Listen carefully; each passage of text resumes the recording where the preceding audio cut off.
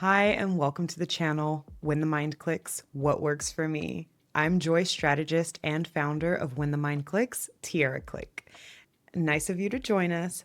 So let's go ahead and jump in. Today, we are talking about releasing shame from self-blame to self-forgiveness. This session is intended to help you understand the difference between shame and guilt. And then we're going to explore where these emotions stem from. And then we're going to develop some tools to reframe, regulate, and forgive ourselves, right? Transforming that shame into insight and some self-compassion. Okay? So let's go ahead and start. We're going to go ahead and start with just a little bit of grounding. So I welcome everyone here. Today, we are exploring shame, an emotion that we all feel but rarely talk about. It's so uncomfortable, right? So I just want everyone to go into this session confidently, curiously, and with compassion. We're not here to fix anything today, so don't judge yourself. I want you to validate yourself for your experiences, but this is a time to bring awareness to and get a little curious about why we feel this shame and get a little curious about shame. So before we start, I want to go ahead and have you all take 2 deep breaths in. 1,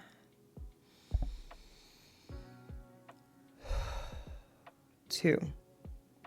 Okay, I invite you to drop your shoulders, unclench your jaw, loosen your fists or any place that's tense, and just relax. And either to yourself or with whomever you're around, I want you to do a check-in. And in one word, I want you to think about or share how you are feeling showing up today. I'm feeling curious. I'm feeling a little embarrassment, about how excited I am about this session because I feel like I relate. I'm feeling content. I feel relaxed. I feel interested, observant, overwhelmed, happy, peaceful. What do you feel? So in one word, just go ahead, check in. How are you feeling? How are you walking into your life today? How are you walking into your day today? All right, so now we're going to jump in and let's talk about something major, the difference between guilt and shame. Okay, so let's first of all normalize and differentiate the emotions. All right, you're valid. So guilt is, I did something bad, right? The event, the circumstances. Oh, I've done something bad. Something happened in this environment. An event occurred, right? And I feel like I contributed. I did something bad. Shame is, I am bad. It's me. I am bad, right? Guilt focuses on the behavior, which can actually motivate you to repair a situation, to repair that behavior, to pivot the way you showed up, right? It's a motivator. Guilt is a signal to your body. Hey, you might have just went against your values. Hey, I want to motivate you to repair this situation, right? So guilt is actually just a signal. When we start hanging around guilt, looming in it, and bullying ourselves, shame starts to manifest, and shame attacks our identity, right? Which can cause withdrawal, self-sabotage, going inward, getting small, ruining things before they even happen. It just builds a whole different beast inside. So thinking about it again, think about some examples of the difference, right? Guilt signals that we acted outside of our values, but it prompts us. It's an invitation to realign. So if you feel guilty, it might not be a bad thing. It might be a good thing. It might tell you, dang, I probably shouldn't have cussed her out. Dang, I feel guilty. I should have paid them on time. Dang, I should have showed up when they asked me to, right? Guilt actually might be telling you, okay, you acted outside your values, and it's actually an invitation to realign.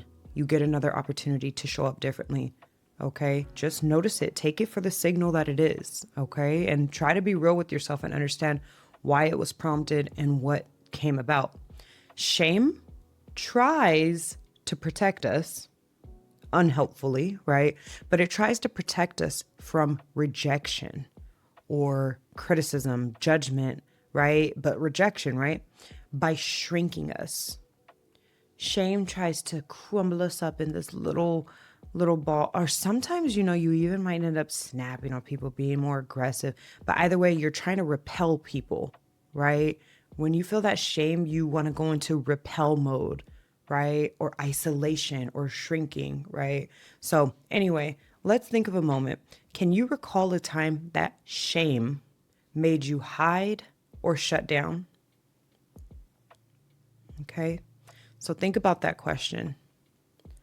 Can you recall a time that shame made you hide or shut down? Pause the video if you need to.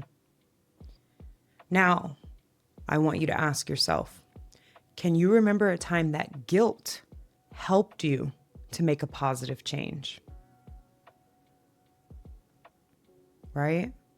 Think about a time where that feeling of guilt actually prompted you or helped you to make a different choice, to make a positive change.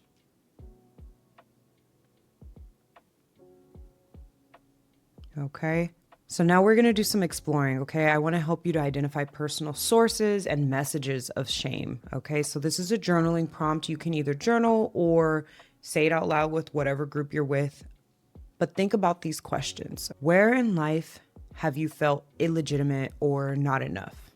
What do you currently feel shame about? What do you feel guilt over? What are you afraid others would think if they knew this about you? So what are you afraid others would think if they knew this about you? Think of a situation that brought up shame and consider these things. What was said or done? What message did you give yourself? What might the real message or lesson have been? Okay, so I want to encourage you to notice interpretations versus facts. I want you to reveal cognitive distortions. So that's when our mind is distorted in our thoughts and our perspectives, right? So for example, instead of I failed once, you might be saying I'm a failure, right? So we want to notice those thinking errors and where we're doing that to ourselves. So this reflect and journal is more so of a personal assessment. This isn't to make you feel bad. It's just to get real and get curious about where you stand and why certain things are prompted or interpreted in certain times or events, okay? So this is just to identify personal sources and messages of shame. This is getting familiar with yourself. All right, so next we're gonna do some reframing and some learning, okay? So regulation and reframing are going to be your best friends as tools to help reduce shame, okay? So regulation, and reframing, thinking differently, seeing differently, feeling differently, shifting your perspective, right? Those are going to be your tools to reduce shame cycles, okay? So I think one of the most important things for us to note and remember is that shame thrives on secrecy and self-attack. So take a moment and think to yourself, what does that mean? Pause if you need to. So shame thrives on secrecy.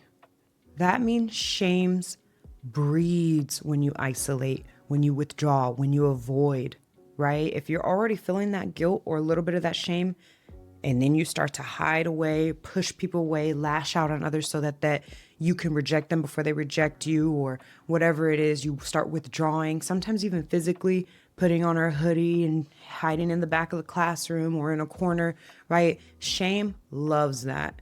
Shame is like, perfect. We are going to build here. Okay, so shame loves secrecy, just like mold loves dark and wet spaces, right?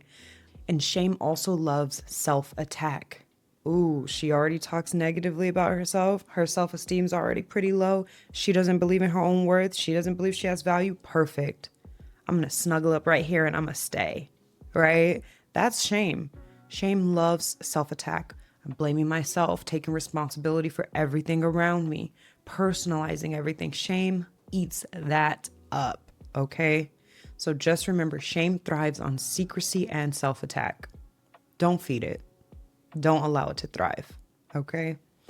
Healing starts when we observe rather than identify with our emotion. Oh, I'm observing that I feel a type of way about what I just did, or what just happened to me, or what I think just happened to me, what I feel like just happened, right? Sometimes it's not even an actual event that occurred. Sometimes it's our interpretation of the event. So healing starts when we observe, okay, this situation made me feel XYZ, and now this is the result of that. I'm observing, okay, I feel some shame, I feel some guilt. What do I do next? You're observing rather than identifying. I'm lonely, I'm lost, I feel shame. I am shame. I am the failure. I identify with this grief and this rejection. I am the one to be rejected always, right? Don't identify with it. Feel it. Whoa, I feel uncomfortable because I feel left out. Okay, let me observe that for a second, right? Let me observe the environment. Let me observe the group. Let me observe what happened, right? But don't identify with the emotion because it's not you. I am Tiera, right? And that goes for a diagnosis, an emotion, an event, something you did. You do not have to identify with those things. You observe them, use them for the information and insight that they can give you, and you relate in a way that helps you so that you can problem solve, okay? But you are not your circumstance, right? I am Tiera, period. So let's do some practice examples. So instead of saying, I'm broken, right? I'm so broken. Instead, you can say, I'm learning to forgive myself. It's just been really hard. Right? I'm trying to understand why I behaved the way I did. How do I get some support with that? Right? Instead of saying, I'm so stupid, you can say, that mistake helped me to understand my boundaries. So that thing you did may not have been as stupid as you think. It was a learning experience. That mistake helped me to understand my boundaries. Right? So I want you guys to reflect and think, what's one compassionate statement you can replace your inner critic's message with? Okay, think about that. So next, I want you all to use guilt as a guide, okay? Your emotions are literally just signals. There's no good or bad emotion necessarily. They are signals. They are indicators of what is going on, right? If I feel anger, that is a signal to me that either I have been disrespected or I feel like I've been disrespected. Either or, whether it was an actual event or my interpretation of the event, anger is just letting me know what is going on. And from there, I can do the work to figure out, do I need to remove myself from this person, or do I need to start working on managing my anger better and not taking things personally so that I can interpret events accurately and not through my lens of trauma. Whatever it is, it's like it's no issue. You're valid. You know what I mean? So just use guilt as a guide. Use your emotions as a guide. Okay? So I just want to validate guilt as a signal rather than a punishment. Okay? So guilt is your values talking. Ask yourself, what value might this guilt be showing me? Explore how to use that guilt to realign your behavior rather than internalize shame. All right? So I felt guilty for missing my friend's call. Maybe that means the connection is more important to you than you think, right? So that guilt was a signal. You feel guilty for missing your friend's call. Maybe it means that connection is important to you. That literally might be all it's trying to tell you, right? Maybe it's calling you out and saying, well, yeah, she's been your friend. You've been friends for X amount of time and you stopped answering her calls these past couple of months. What's going on? Do you need to tell her that you feel differently about the relationship? Right? The guilt is just telling you something. So just do something, do something when it happens. All right. So let's talk about letting go. So, to let go of stored shame and self criticism, we're going to do a grounding exercise. Okay. So, regulation and release practice. Okay. So, I need you all to get into a safe space, safe position. And if you're not safe to do so, just follow along with us. Use this as like a guided audio. Get in the mood. All right. So, what I want you to do is I want you to close your eyes. Okay. And if you would like to, I invite you to put your hand over your heart. Okay. Now, before we start these affirmations that we're going to do in this release practice, I want you to do one round of 4, 7, 8 deep breathing. With your eyes still closed, you are going to breathe in through your nose for 4 seconds. You are going to hold for 7 seconds. And then you are going to exhale, really releasing, even with some noise, okay, for 8 seconds. If 7 seconds is too long to hold your breath, please let it out, okay? Please. All right. So, eyes closed. We're going to do our first round of 4, 7, 8 deep breathing. So, breathe in through your nose. 2, 3, 4. Hold. 2, 3, 4, 5, 6, 7. Release. 2, 3, 4, 5, 6, 7, 8. Okay, go ahead and return to your normal breathing. All right. So now I want you all to inhale and exhale as you wish. But when you inhale, I want you to say, I am worthy of forgiveness. Okay? You can say it out loud or you can think it to yourself. But we're going to go ahead and inhale. And on that inhale, I want you to say, I am worthy of forgiveness. Okay? Ready? Inhale. I am worthy of forgiveness. Release. Exhale. Okay, return to your normal breathing. We're going to do that one more time, except for this time, when you inhale, you're going to say or think, I am worthy of forgiveness. And when you exhale, you are going to say, I release what no longer serves me. Okay, breathe in. I am worthy of forgiveness. Breathe out. I release what no longer serves me.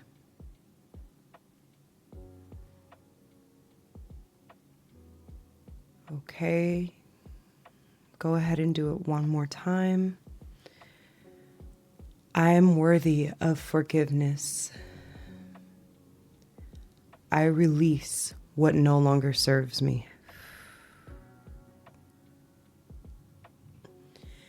And for the last part of this exercise, I invite you to visualize shame leaving your body as a gray smoke when you release. I release what no longer serves me. And when you inhale, I want you to imagine a golden light of compassion. I am worthy of forgiveness.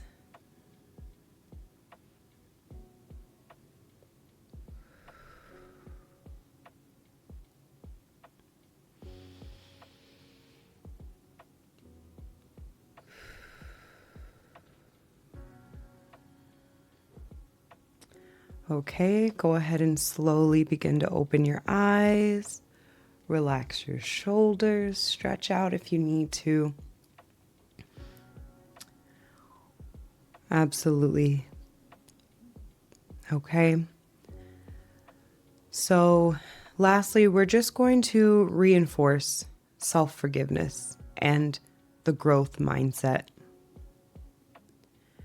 I want you all to think about one takeaway that you'll carry forward from today. Whether you heard it from me or it was something that came to you during this session, think of one takeaway that you will carry forward. And next, I want you to consider what's one thing you forgive yourself for.